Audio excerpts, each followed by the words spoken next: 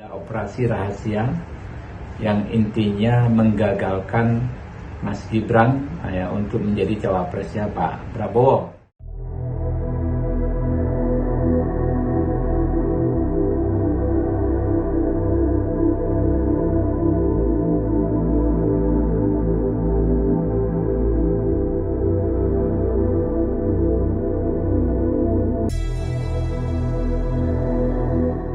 Saya memang mendapat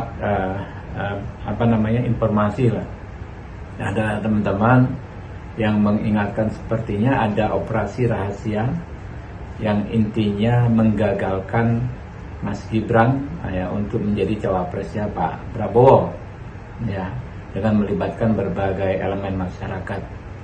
Saya tidak begitu percaya dengan informasi tersebut, ya, dengan wanti-wanti tersebut, tapi memang saya melihat pemetaan, ya, adanya dua kelompok masyarakat yang mengkritisi putusan MK terkait batas usia ini. Yang pertama adalah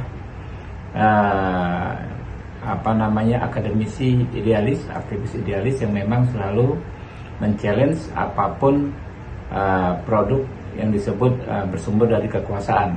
Misalnya waktu KUHP kemarin yang dibahas, mereka men-challenge KUHP, ya, menganggap KUHP buruk karena mengandung beberapa pasal yang kontroversi.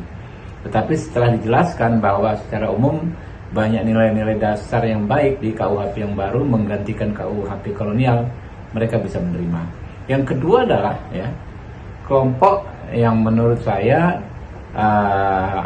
sangat takut apabila Pak Prabowo berpasangan dengan Mas Gibran, karena ini dianggap menjadi duet yang dahsyat, ya, yang sangat sulit dikalahkan. Nah, karena itu ada beberapa langkah yang sepertinya dilakukan. Yang paling penting itu mendelegitimasi putusan MK, kalau bisa membatalkan, ya, dengan menyampaikan misalnya lewat disebut isu soal hak angket, disebut soal MK, padahal kan itu jelas, ya, kalau hak angket itu tidak bisa diajukan terhadap putusan MK, ya, karena MK itu independen sebagai lembaga yudikatif sebagaimana diatur di pasal di konstitusi kita. Begitu juga soal putusan MK, ya. Ada yang menggiring putusan MK ini bisa membatalkan putusan MK, padahal tidak akan mungkin, ya. Di pasal 24C undang-undang kita diatur bahwa putusan MK itu bersifat final, dan putusan MK adalah pengadilan tingkat pertama dan terakhir, ya. Dan banyak sekali perkara, ya, yang terkait putusan MK, misalnya perkara tipikor sekalipun, ada hakim konstitusi Akil Mokhtar misalnya terbukti melakukan tindak pidana korupsi ketika menjalankan tugas memeriksa sejumlah perkara pilkada. Ada Gunung Mas, Lebak, dan lain sebagainya. Dia terbukti melakukan tindak pidana korupsi, tetapi putusan pidana korupsi tersebut tidak membatalkan putusan MK dalam perkara pilkada. Begitu juga yang terjadi dengan kasus hakim konstitusi Patrialis Akbar, ya, yang menguji materi undang-undang tentang peternakan dan kesehatan hewan, lalu dituduh menerima suap dalam perkara tersebut.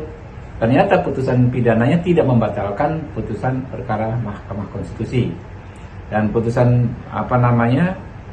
MK, ya, atau Dewan Etik MK juga tidak bisa membatalkan putusan lain. Contoh dalam kasus hakim konstitusi Arif Hidayat, ya, beliau diputus bersalah melakukan pertemuan dengan sejumlah anggota DPR dalam konteks fit and proper untuk maju kembali sebagai sebagai hakim konstitusi. Tetapi, ya, putusan Dewan Etik tersebut ternyata tidak bisa membatalkan hasil fit and proper DPR yang menunjuknya kembali sebagai hakim konstitusi. Jadi kalau MK jelas tidak bisa juga membatalkan putusan Mahkamah Konstitusi. Sekarang kemudian mereka mungkin ingin mendelegitimasi secara politik, yang menurut saya juga tidak mungkin terjadi karena rakyat sudah cerdas, sudah sadar, rakyat paham sekali, ya, siapa yang meluncurkan isu-isu tersebut, dan rakyat bisa menilai yang mana yang substansi. Bahwa secara substansi, ya, putusan MK tersebut memberikan hak kepada anak muda untuk bisa berpartisipasi dalam kontestasi kepemiluan yang sangat bergengsi, yaitu pemilihan umum presiden dan wakil presiden.